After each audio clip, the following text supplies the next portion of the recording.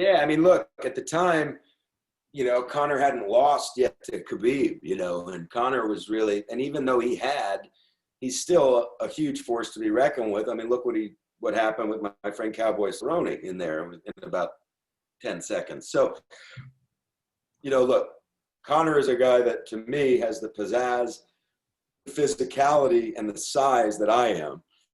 Therefore, I was able to look at him. I didn't know I was going to have a beard, but I kept growing everything. I knew how I wanted my hair cut. I knew I wanted some gold teeth, which he doesn't have. I had some ideas that Nick was really supportive of.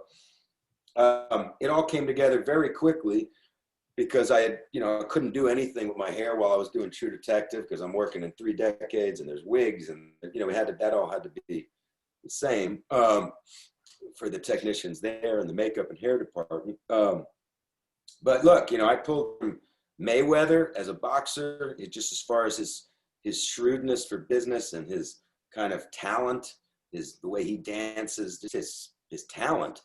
Conor, the fact that he has raw talent. I mean, the guy cannot be the biggest guy in the world and get in there and take somebody's fucking head off because he's had experience, because he's not afraid, because he is bigger than life in this persona. Is that really who he is? I don't know. Is that bravado? Is he different when he's at home? I studied him. I watched his documentary. I studied I knew a lot about him before in his fighting, Sure, I pulled from him. It's pretty obvious. I pulled from a lot of different guys. I looked at how Cowboy Cerrone, in a much different way, not as flashy at all as Conor, could come in the room with a pair of sweatpants on and a cowboy hat, and you feel the energy of a killer when he comes in, of a monster fighter. Somebody that even if you're bigger than him, he's going to be really hard to knock out. And this is. I studied and just internalized a lot of different things, and Nick was really supportive where I was going. And when he saw the beard, we were going to maybe shave it down, but he was like, no. Have you ever had a beard like this in a movie? I'm like, no, I've never had a beard this thick in my life.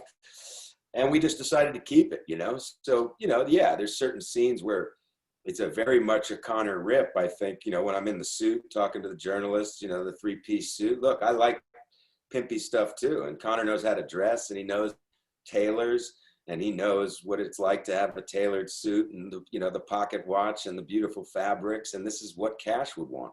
Cash would be very into the way things look, the way, the collections, wanting this piece, wanting that piece. If he goes shopping, I don't see Cash, maybe getting 1 pair of trousers and one nice shirt because he's on a budget. Cash is going to buy the whole damn store in 2 minutes and leave with 18 bags and 18 bags for his wife, and they're going to load him on the jet, and he's going to go back to, Hillbillyville where he lives. And that's just who he is.